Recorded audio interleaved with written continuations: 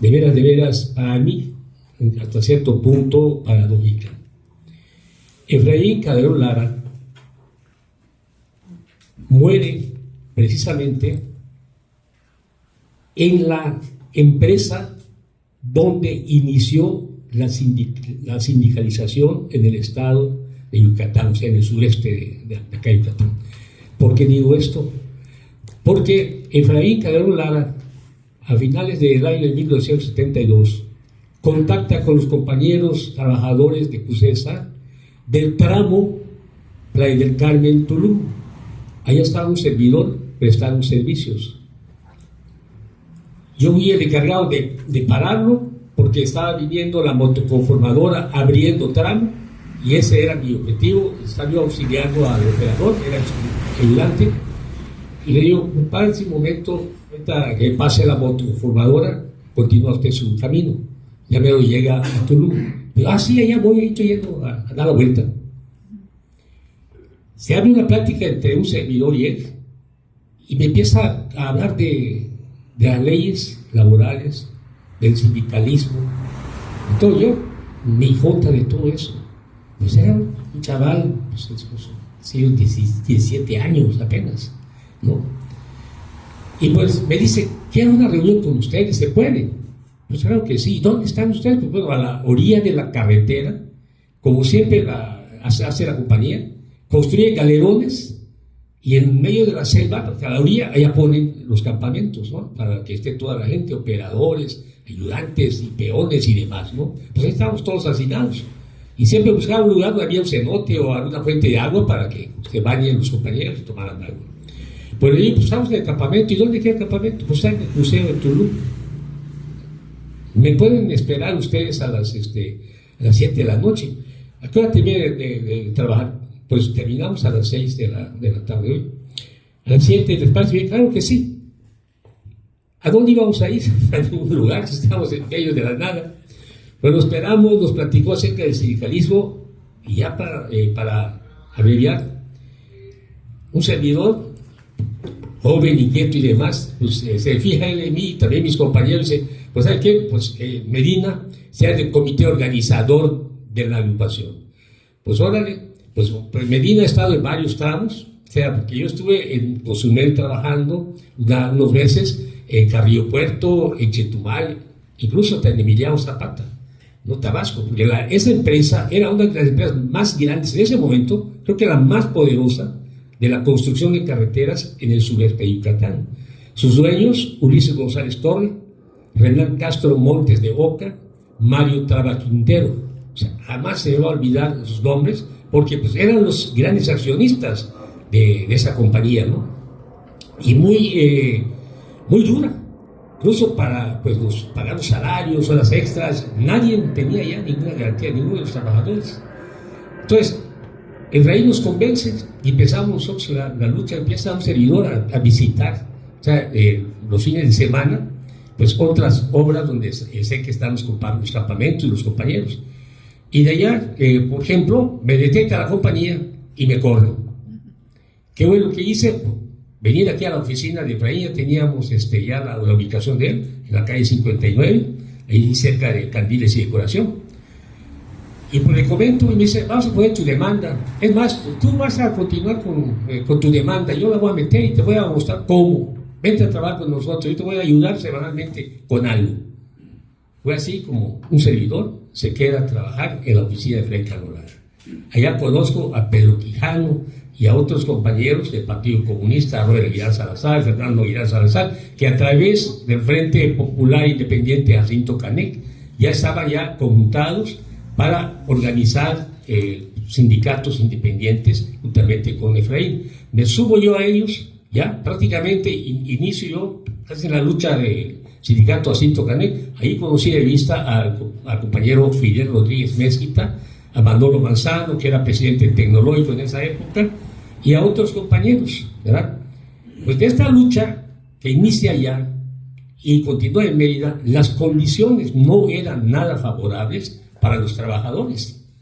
Había las condiciones sociales, porque había salarios de hambre, de miseria, a ningún trabajador, ni siquiera a los que supuestamente estaban sindicalizados a través de la COCO, de la CTM, tenían las prestaciones mínimas, porque todos sus contratos eran contratos de protección, eran contratos blancos.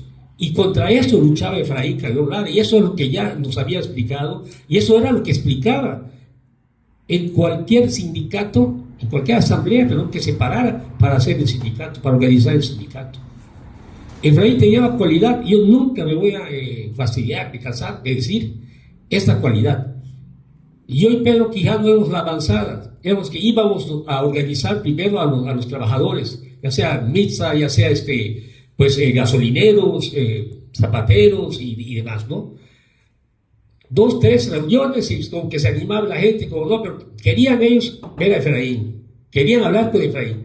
Efraín, a la primera asamblea que iba, los convencía a todos, así de ese tamaño. O sea, era una persona que tenía los conocimientos, la facilidad y la empatía suficiente para convencer a la gente. O sea, no hablaba él, y hasta eso, de grandes promesas. No, él nada más hablaba de la Ley Federal del Trabajo, de las condiciones y derechos mínimos que la ley les daba a los trabajadores y que en ese momento ninguno de ellos tenía. Estas luchas cada día se ponían más difíciles, más duras. ¿Por qué? Porque desde en el primer sindicato, oficialmente acá en Mérida, el sindicato Jacinto Canek, cuando se emplaza prácticamente a huelga, ya prácticamente había ya otro sindicato, o sea, con un contrato colectivo de trabajo. O sea, esas eran las tablas. Se tuvo que pasar a la lucha directa, en el cual los estudiantes jugaron un papel importantísimo y vital. Porque para que se logre el convenio de la firma de un convenio de trabajo, de un contrato colectivo de trabajo, entre los camioneros y el sindicato Jacinto Canek, tuvieron que presionar duro el Frente Popular Independiente Jacinto Canek y los estudiantes. Se tomaron camiones que se metieron en esa época, o sea, los metieron los propios estudiantes con los trabajadores en la Facultad de Medicina, en varios lugares donde había espacio, ahí se llevaba a resguardar los camiones. Incluso los propios camioneros, los propios choferes llevaban voluntariamente su camión a resguardar para presionar a la empresa. Y así fue como se lograron algunas pláticas en el cual incluso los dirigentes estudiantiles acompañaron a Efraín a Palacio de Gobierno, hasta que, pues, con tanta presión que se hizo y se amenazó con quemar camiones y demás, que tuvieron que ceder lo de la empresa, ¿no? O sea, ya la solución para que se llegue a la firma de un contrato colectivo de trabajo lo dio Humberto Sosa Pérez, que en paz descanse. Beto decía, no, lo importante es estar adentro. Dicen ellos que tienen contrato colectivo con la CTM, ok, que se respete este contrato, pero que firmen acá con el sindicato de Canek. O sea, no importa, pero que firmen acá. Y así se hizo un convenio, un acuerdo así de este tipo, de esa naturaleza. Pues bien, sindicato que se daba, compañeros, sindicato que se organizaba, era prácticamente una lucha radicalmente violenta. ¿Por qué digo violenta?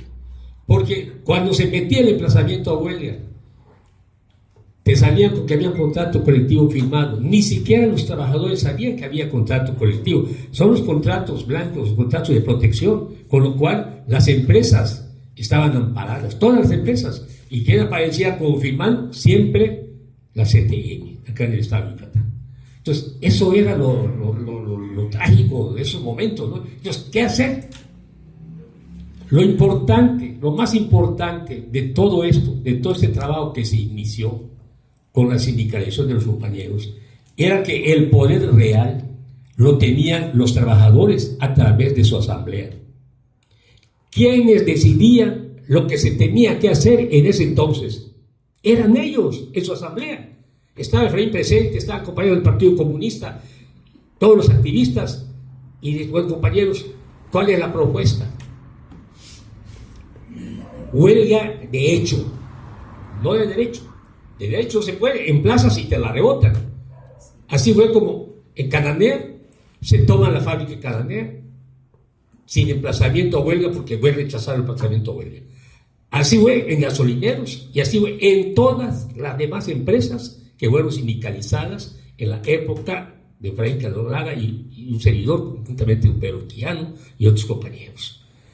Entonces, eso generó una serie de condiciones de las cuales se agarraron los empresarios, principalmente el diario Yucatán.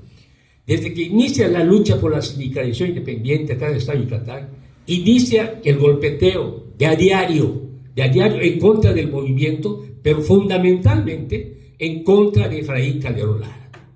Si ustedes checan los periódicos de esa fecha en la hemeroteca, a Efraín Calderón Lara no lo bajaban de comunista, no lo bajaban de estar recibiendo dinero de la Unión Soviética, así de ese tamaño, descaradamente. Así lo publicaban los diarios, un ridículo, sí, pero estaban haciendo esa labor porque pues, ellos esperaban acabar con el movimiento sindical y con Efraín Calderón Lara. O sea, fueron preparando el terreno. Esa campaña de linchamiento la estuvieron haciendo durante varios meses y casi a diario, boom, boom, boom, y declaraban los de la CNC en contra, los de la CTM en contra, los de la CROC en contra, todo el mundo. Ni qué decir de las cámaras empresariales. No había nadie en Yucatán de los que tenían voz pública que estuviera a favor del movimiento sindical independiente. Imagínense ustedes, bajo esas condiciones, todos estuvimos trabajando con Efraín Calderón Lara. Cuando se llega el momento de su secuestro, un servidor, un día antes se hizo una reunión allá en el Campestre, había una huelga precisamente de los compañeros de CUSESA. Se estaban construyendo las obras y vialidades en las calles del fraccionamiento campestre. La compañía a ningún trabajador le pagaba ni siquiera las horas extras, así de ese tamaño. Y aún no había firmado ni un contrato colectivo de trabajo con nosotros, porque argumentaba que tenía contrato colectivo firmado con la CTM. Desde que iniciamos, nos salen con eso, y la lucha siguió, sorda y permanente, pero ahí estábamos. Por eso, cuando pues, ya llegó el clímax de esto, de que era una obra que le estaba dejando grandes ganancias a la empresa, allá en el Campestre, ¿ya? Salarios de hambre le está pagando a todos los trabajadores, y acuerdan todos, juntamente con un servidor y con Efraín Calderón Lara, nos vamos a un paro de labores, a una huelga de hecho. Se hace la huelga de hecho allá en esa obra, y a un servidor en una reunión dice que la compañía no va a ceder nada más en esta, si la presión está nada más en esta obra. Hay que paralizar todas las obras que tiene la compañía CUSESA, acá cuando menos en el sureste de Yucatán y en Quintana Roo. Designa a un compañero como pues, dirigente prácticamente de los trabajadores de la construcción a que haga esa labor. Me lanzo a Carrillo Puerto, que es donde está una de las obras más grandes que tiene la compañía.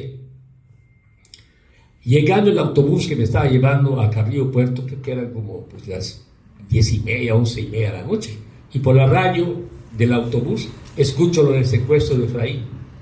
Y digo, ¿qué hago yo acá? En ese momento, ¿no? Pues bajarme del autobús y como pude, regresando otra vez a Mérida. Llego a las oficinas, ya estaban asaltadas, abiertas las puertas, y allá afortunadamente llegaron unos compañeros gasolineros, del sindicato de gasolineros, me subieron a la moto y dicen, vamos, estamos llegando, está Pedro, lo tenemos resguardado, y les van a chingar hasta ustedes, y vámonos, y nos llevan a resguardar en el hospital Escuela Oral. Y desde ese entonces, yo y Pedro andábamos a salto de mata, o sea, los estudiantes mismos en las escuelas nos llevaban a esconder. O sea, porque supuestamente había prácticamente orden de aprehensión contra nosotros. Y sí, dentro de todo esto, ustedes sí saben parte de la historia de que a Pedro lo detienen con el pretexto de que es un testigo presencial del secuestro. Detienen a Pedro, me interrogan a mí, ¿verdad? Doy mi versión de lo que yo sé, de los hechos, y desde ese momento que a mí me interrogan, me dicen, ¿no te parece muy sospechosa la actitud de Pedro y del otro compañero, de Rafael Chango? El compañero que acompañaba a Pedro, eso era Rafael Chan, otro compañero estudiante que estaba también ligado al movimiento, y estaba en ese momento en el coche del Bolchito Efraín cuando secuestran a Efraín Carrión Lara. Y le digo, pues no. ¿Por qué? Porque fueron a dar pues una plática en la huelga pues esa noche.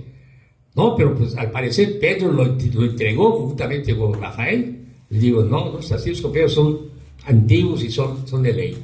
No, y manejaron esa versión y se lo manejaron incluso hasta el Partido Comunista. ¿Ya? Y el Partido Comunista llegó el momento, y discúlpame, llegó el momento en que juntamente con un servidor vamos a visitar a Pedro, un grupo de los compañeros maestros del Partido Comunista, con una estrategia que plantea la propia Policía Judicial. Díganle a Pedro que ya no tiene el apoyo de ustedes ni de los estudiantes para forzarlo a declarar la verdad. Porque aquí está el expediente y está lleno de contradicciones en la declaración de Pedro. Así se tamaño. Y les digo, no, pues, equivocados son ustedes. Pero vean qué hábiles y desgraciados eran. Ellos sabían que ellos fueron los culpables y estaban viendo cómo incriminar a Pedro y cómo utilizarnos a todos nosotros, al partido incluso, para eso.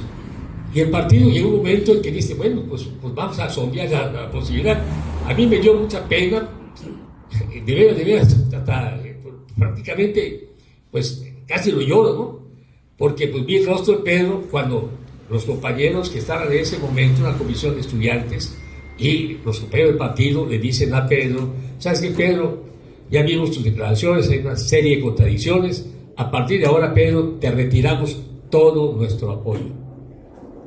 En serio, yo viví eso allá en la Policía Judicial. Pues imagínense cómo queda Pedro, destrozado, desmoralizado y demás. Pero voy a admirarle la actitud de Pedro. Y digo, bueno, pues ni modo, compañeros, así piensan ustedes. ¿Ya? Pero yo me mantengo firme. Y se mantuvo firme. ¿Ya? Posteriormente, pues nosotros dijimos, o sea, los compañeros del partido, no, o sea, es una pendeja, nos están utilizando, ¿no? O sea, se reacciona y dice, no, vamos a pedir otra vez a hablar con Pedro. ¿Ya? Y se pide hablar con Pedro ese mismo día, más tarde, dice, pero no, Pedro, disculpa, es que aquí, pues es una presión de la Policía Judicial, y me veo que a ti también te está presionando. Claro que sí, decía Pedro, no, aquí me están jode todo el tiempo.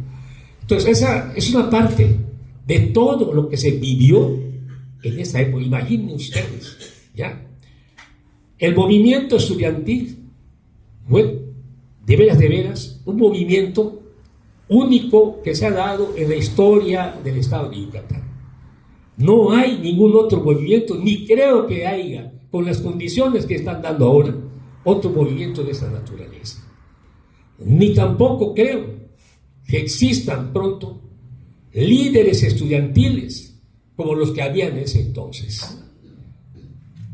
Mis respetos para Fidel Rodríguez Mezquita, para Manolo Manzano y otros compañeros dirigentes que se la rifaron ellos durante el movimiento estudiantil, ¿ya? Esa huelga se extendió no nada más acá en la Ciudad de Mérida, incluso a los municipios del interior del estado. Un servidor iba a Motula, Izamal, a informar cómo iban las indagaciones de todo el movimiento que se hacía. Pero era una organización, de veras, tan buena que tenían los compañeros estudiantes, porque había mando. Fidel era respetado y admirado en el trabajo que hacía al frente de la FEU. Era uno de los mejores líderes que habían surgido en la universidad, entonces, y hay que reconocérselo.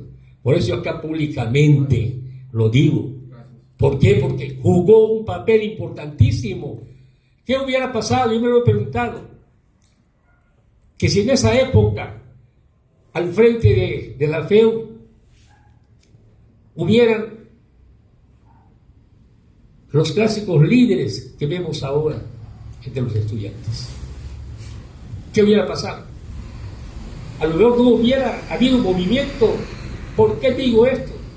Ya Fidel lo decía no hace rato. Participaron los obreros, participaron los trabajadores, sí, pero estaban limitados. Tienen hijos, tienen familia, tienen que comer. ellos no pueden irse a una huelga pues que durara tanto tiempo. Y el primer problema lo tuvimos nosotros con los compañeros de CUSESA, los trabajadores. A los 3 días decían, sí, tenemos que trabajar porque y tienen toda la razón, de eso viven, ¿ya? Pues ni modos, ¿ya? A través del hambre pues los van doblegando. Y fue prácticamente lo que pasó también con las agrupaciones que se formaron en esa fecha. Casi todas fueron copadas por el gobierno del Estado, la burocracia sindical, una por una, que se fueron pasando a la CROC, a la CTN, como hasta la presente fecha, están ellos allá. Y como decía hace rato el maestro Jaime, pues para curarse de salud, pues cada año lleva una ofrenda floral al cementerio en memoria de Efraín Calderón Lara. Y todo eso porque ese día se les paga por la empresa donde están, ¿ya? O sea, es un día de asueto para ellos, así de ese tamaño. Entonces, de veras, da pena, sí, efectivamente, pero eso no quiere decir que dentro de todo este movimiento no haya habido rasgos o sesgos verdaderamente, pues, admirables, ¿no? En el caso, por ejemplo, de los trabajadores de las desfiladoras, José María Morelos y Pavón, un gran sindicato que llegó a aglutinar en determinado momento a más de 1.600 trabajadores, así de ese tamaño, uno de los más grandes que se ha dado después del asesinato de Calderón Lara. Y esto fue prácticamente unos cuantos meses, y todavía el gobernador era Loret de Mola, y todavía al gobernador Loret de Mola se le hizo un plantón encabezado por un servidor que se puso a organizar desde adentro clandestinamente. Pues ya se imaginan ustedes, o sea, acaba de pasar el Calderón Lara, luego meterse con una gran empresa, Cordemex, que era del gobierno federal, 1, y 2, de donde salía prácticamente toda la fibra que industrializaba hilos y jarcias y todas las cordelerías que tenía Cordemex acá en la Colonia Revolución. Salían de las desfiladoras de Cordemex. Por eso nadie se había atrevido a hacer ese sindicato. Pues nos tocó a nosotros, a un servidor auxiliado por Humberto Sosa Pérez, ¿ya? Que me acompañó en varias reuniones de noche, en la madrugada, viendo cómo organizar a estos compañeros. Afortunadamente lo logramos. Y cuando esto se supo, ya porque ya había el acuerdo, ya se había formado el sindicato de manera clandestina, tuvimos que inventar allá en el salón de fiestas Carta Clara de Motul, que queda medio frente a espaldas del monumento Felipe Carrillo Puerto. Es un gran bar, grandísimo.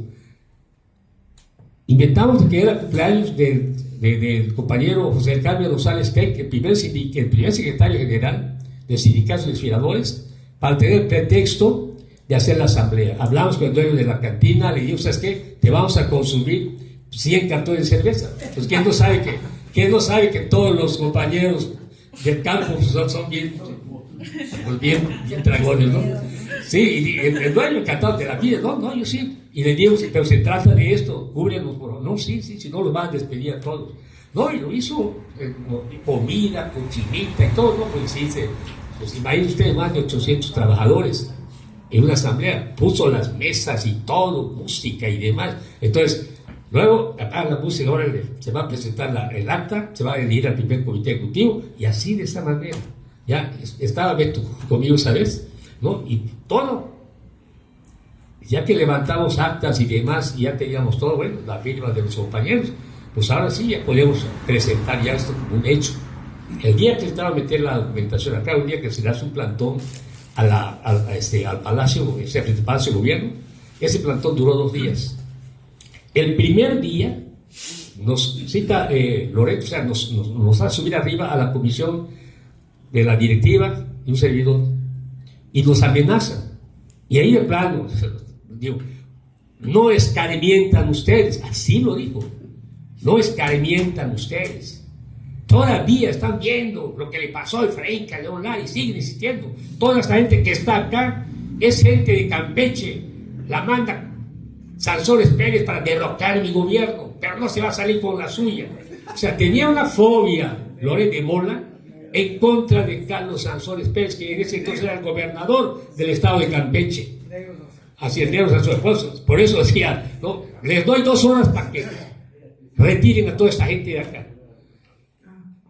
Bajamos, cabizbajos, dimos una asamblea ya frente al palacio y en la plaza, y digo, ¿qué hacemos? Ya informó el secretario general lo que nos dijeron y todo, dice, nos quedamos. La bronca, güey, cuando empieza a llegar la oscuridad, y sabemos cómo se la gastan, ¿no? Van a infiltrar a borrachos o a agentes vestidos de civil para golpear gentes, para tener pretexto de meter al ejército, a la policía y barrer con todos los dirigentes. A mí me pasó.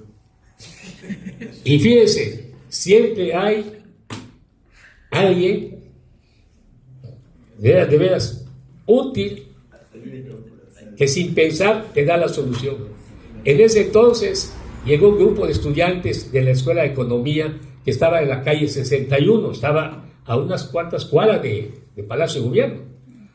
Esos compañeros los encabezaba Jorge Morales, le decían la Micha Morales, no sé si te acuerdas de la Micha Morales, no sé si vive el compañero, muy buena onda. Y me dice, oye Juan, ¿qué van a hacer con toda esta gente? Ya está cayendo la noche. Pues le digo, la verdad, Micha, yo no sé dónde, pues estoy viendo dónde llevarlos a resguardarnos. Pues yo no sé si pues, voy con toda esta gente y tomo la CNC y sacamos a todas estas boleadores que están allá y nos quedamos en el edificio a dormir. O en la casa del pueblo. Y dice, no, Medina, me dice, ¿sabes qué? Me dice, ¿por qué no van a la Escuela de Economía? Tómenla. Pues ahí nos vamos a la Escuela de Economía, pasamos así la información a todos los compañeros y el acuerdo, señor, en fila india a la Escuela de Economía. Llegando, nos dice Juan Duch Gay, ¿quién es el responsable de todo esto? Levanta la mano el secretario general, don José del Carmen Rosales Tec, que era de Sinanché, viejito él. Entonces dice, yo, pues señor, pase usted salón por salón, le doy yo todas las facilidades para que informen a los estudiantes y si les apoyan, la escuela de ustedes. Así estaban. Por mí no hay ninguna objeción. No, muy, de veras chévere, don Juan Duchgari. Pues se pasó, estamos ahí, salón, los estudiantes alegres gritaban, ¡huelga, huelga!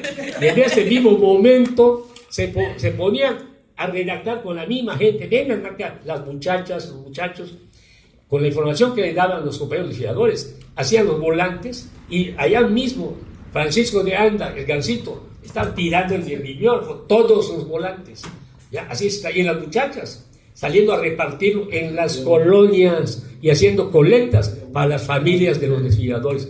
Qué hermoso es ver una solidaridad así en marcha.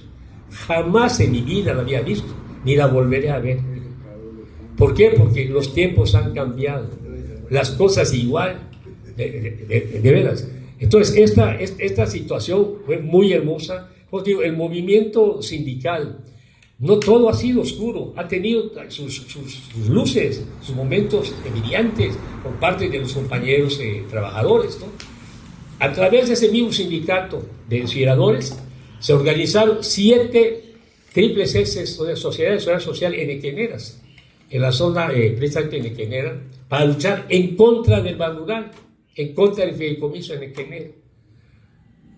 Y fueron luchas grandes, movilizaciones de campesinos grandes que encabezamos en ese entonces, ayudados incluso por el Partido Comunista Mexicano. Pero ¿qué era lo que ocurría en ese sindicato? Fíjense ustedes, juntamente con los compañeros de Economía, Antropología y otros compañeros estudiantes, acordamos semanariamente hacer un círculo de estudios en la oficina de ese sindicato de Botú. Se aprovechaba la reunión de directivos y delegados que había cada semana, ¿ya?, para darles una hora de círculo de estudio, hablar de política social, de la Ley Federal del Trabajo y demás, así de ese tamaño. Por eso, ese sindicato fue un semillero de líderes prácticamente, de dirigentes, y era el sindicato que nutría las manifestaciones de los pocos sindicatos independientes que quedaron los 1 de mayo, porque bajaban todos, en camiones de redilas bajaban, todos ellos para participar en esas manifestaciones. un servidor era el asesor de planta de ellos. Después de que organizamos ese sindicato, que yo como asesor, y fui el asesor de ellos, incluso en la revisión de contratos nacionales. Luego que llega Julio acá para apoyarnos en algunas organizaciones nuevas, como la de Campi y demás, ¿verdad? Y la siderúrgica, a Julio le encomendamos que nos viera las demandas individuales laborales que surgieran en el sindicato, ¿no? Entonces, todo esto es parte importante para un servidor dentro de la misma historia de Efraín Calderón Lara. Pero hay algunos nombres incluso que se pierden en la memoria también de un servidor, ¿verdad? Pero que pues ya poco a poco yo estoy haciendo unas notas de todo lo que pues he estado pues, viviendo y he vivido en ese entonces, para luego pues ver que esto yo lo escriba, ¿no? Ya con más forma. Esta situación de los compañeros desfiladores, compañeros, de veras, tengo yo una idea muy audaz. No sé si esto, ¿verdad?, tenga algo de realismo o yo estoy exagerando la nota, ¿no?